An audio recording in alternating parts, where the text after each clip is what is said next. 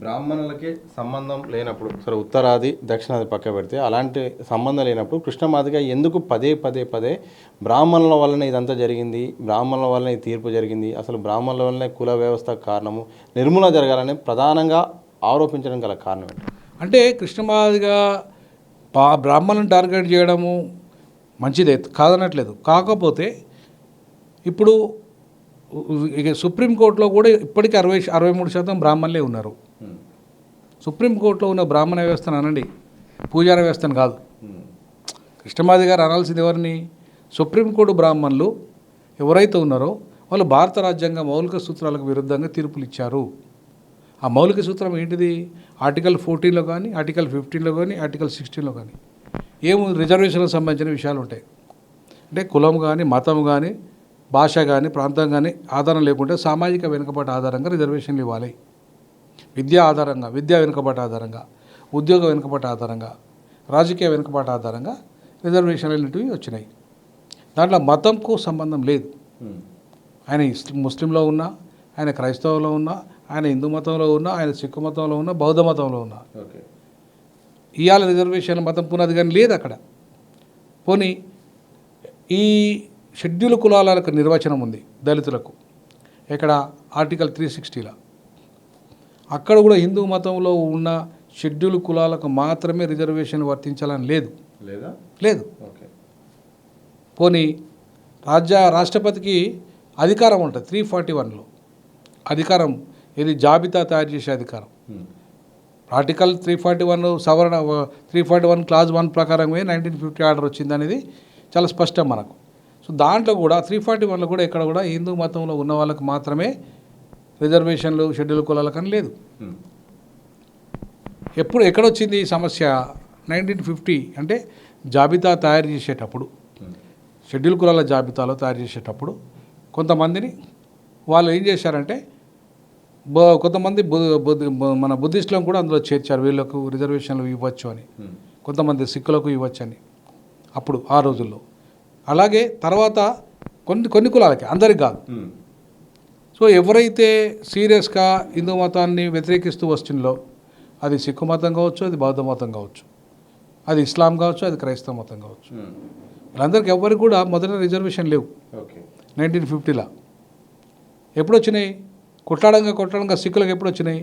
ఈ దేశంలో పుట్టిన మతం కాబట్టి మాకు ఇవ్వాలని చెప్పేసి వాళ్ళు అడిగారు కాబట్టి, మేము హిందువులో భాగమే ఒప్పుకున్నారు కాబట్టి వాళ్ళకి 56లో వచ్చినాయి. 90లో కూడా బుద్ధిస్టులకు వచ్చినాయి. వాళ్ళు కూడా ఏమైంది? మేము ఈ దేశంలో పుట్టిన మతం కాబట్టి దాన్ని కూడా హిందూ మతంలో భాగంగా ఇవాళ ట్రీట్ చేస్తున్నారనే విషయాన్ని అంగీకరిస్తున్నారు కాబట్టి ఆ రకంగా 90లో బుద్ధిస్టులకు వచ్చినాయి. ఇక రాంది ఎవరికి?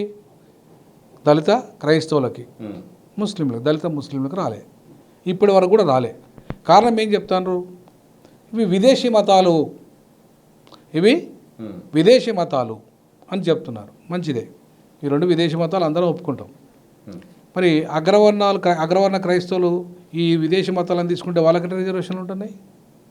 బీసీ క్రైస్తవులు, ముస్లింలు వాళ్ళు రిజర్వేషన్లు క్లెయిమ్ చేస్తారు కదా, వాళ్ళు కూడా విదేశీ మతం తీసుకున్నారుగా. మరి వాళ్ళకి ఎట్లా అనుమతి ఇచ్చారు మీరు? చివరికి ఎస్టీలు కూడా క్రిస్టియానిటీ తీసుకున్నారు అండ్ ఇస్లాం తీసుకున్నారు. వాళ్ళకు కూడా రిజర్వేషన్లు వర్తిస్తున్నాయి.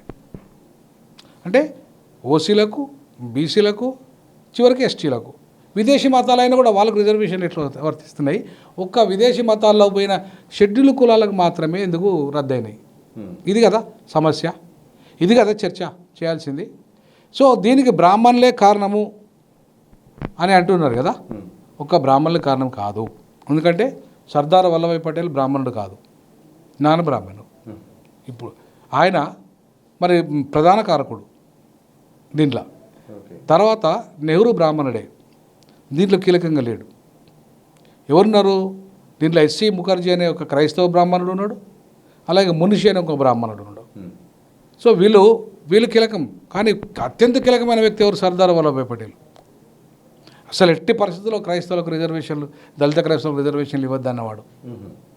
అట్లాగే హిందూ మతంలో ఉంటేనే రిజర్వేషన్లు, కమ్యూనల్ అవార్డు, లేదంటే ఇవాళ రాజకీయ రిజర్వేషన్లు మనకు తగ్గినాయి హిందూ మతంలో ఉన్న వాళ్ళకే అని చెప్పేసి గాంధీ గారు, ఆయన కూడా బ్రాహ్మణుడు కాదు. ఎప్పుడు కమ్యూనల్ అవార్డు 1932లో ఏదైతే పూనా ఒప్పందం వచ్చిందో ఆ ఒప్పందం అంబేద్కర్ గాంధీ మధ్యలో జరిగింది. ప్రధానంగా వ్యతిరేకించింది అక్కడ బ్రాహ్మణుల కంటే కూడా ఎవరే వ్యతిరేకించారు? గాంధీనే. ఆయన బ్రాహ్మణుడు కాదు.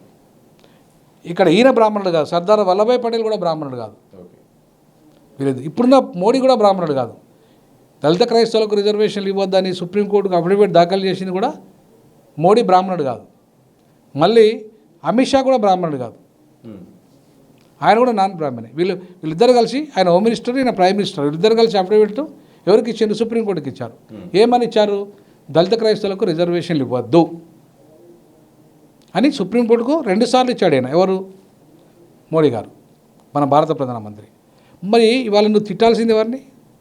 మోడీ గారిని తిట్టాలి. ఎందుకంటే నువ్వు సుప్రీంకోర్టుకు కనుక మోడీ గారు ఇవ్వచ్చు, ఇప్పుడు వర్గీకరణకు ఎట్లయితే అనుకూలంగా ఆయన అఫిడవిట్ ఇచ్చాడు, అట్లనే దీన్ని కూడా ఇవ్వచ్చు, మోడీ గారు ఇవ్వచ్చు కదా. ఎందుకు ఇవ్వలేదు? మరి ఎందుకు ఇవ్వలేదు మోడీ గారు? బ్రాహ్మణులు వచ్చి అడ్డుకున్నారా ఏమన్నా? ఏ బ్రాహ్మణులలో వచ్చి ఇవ్వద్దనడా? చెప్పమనండి మధుకృష్ణ గారిని చెప్పమనండి, లేదా మోడీ గారిని చెప్పమనండి స్వయంగా. పలాని బాపనైనా అడ్డుకున్నాడు, లేదా ఆర్ఎస్ఎస్ అడ్డుకున్న, ఆర్ఎస్ఎస్లో ఉన్న బ్రాహ్మణులంతా అడ్డుకున్నారు అని ప్రకటించమనండి.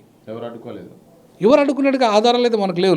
ఇప్పుడు ఆయన దళిత క్రైస్తవులకు మేము అఫిడవిట్ దాఖలు చేసింది మోడీ గారు, మోడీ ప్రభుత్వం. ఆయన నాన్ బ్రాహ్మణుడే. అమిత్ షా గారు నాన్ బ్రాహ్మణుడే. అవునా? సుప్రీంకోర్టుకి ఇచ్చింది. సుప్రీంకోర్టులో బ్రాహ్మణుల తీర్పు దేని మీద ఆధారము? 1950 ఆర్డర్ మీద ఆధారము. అవునా? అంటే రాజ్యాంగంలో ఉన్నది. దాన్ని అమెండ్ చేయాల్సింది ఎవరు? మోడీ గారు. అవునా? అట్లాగే మోడీ గారే సుప్రీంకోర్టుకు అఫిడవిట్ దాఖలు చేశారు. ఏమని? మీరు ఎట్టి పరిస్థితుల్లో ఇవ్వడానికి మేము ఒప్పుకోము, ఎవరికి? దళిత క్రైస్తవులకు రిజర్వేషన్లు ఇవ్వడానికి మేము ఒప్పుకోమని ఇచ్చాడు. ప్రభుత్వం ఒప్పుకున్నాక సుప్రీంకోర్టు ఒప్పుకుంటుందా? ఈ తీర్పు అంతా ఎట్లా వచ్చింది? ప్రభుత్వం వల్ల వచ్చింది, మోడీ వల్ల వచ్చింది, అమిత్ షా వల్ల వచ్చింది. మరి వాళ్ళిద్దరిని ఏమనకుండా నువ్వు బ్రాహ్మణులే తిరుగుతున్నావు ఎందుకు? ఎప్పుడో పురాణాల కాలంలో, త్రేతాయుగంలో, ద్వాపర యుగంలో, ఏదో యుగంలో, మనకు సంబంధం లేని యుగాలలో జరిగింది ఇది. అవునా? ఇప్పుడున్న బ్రాహ్మణులకు కూడా ఏం సంబంధం లేదు. నన్ను ఉత్తరాది బ్రాహ్మణులకు కూడా సంబంధం లేదు ఇప్పుడున్న వాళ్ళకు. అవునా? ఇప్పుడున్న పరిస్థితుల్లో ఏ బ్రాహ్మణునికి సంబంధం లేదు. ఇప్పుడు అది వర్ణాశ్రమ ధర్మం వచ్చినప్పటి నుంచి వచ్చింది.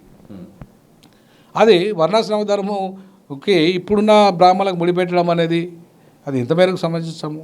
ఒకటి. రెండవది, ఇప్పుడు మా జాంబవంతుని చరిత్ర ఎప్పటిదో మాకు సంబంధం లేదు. ఇక్కడున్న మాదిగలకు, ఇప్పుడున్న ప్రజెంట్ మాదిగలకు జాంబవంతుడే పునాది అనే దానికి పూర్తి ఆధారం లేవు. మరి అట్లా అనుకుంటే, మరి జాంబవంతుడే పునాది అనుకుంటే ఇప్పుడు కూడా భారతదేశాన్ని మేము ఏరాలి కదా. మరి మేము ఎందుకు వెళ్తలేము? అవునా? జాంబవంతుడు మా మొదటి రాజు లేదా అనుకున్నప్పుడు ఇప్పుడు కూడా ఆ వారసుడిగా మేము ఏరాలి కదా దేశాన్ని. మేము ఎందుకు వెళ్ళట్లేదు?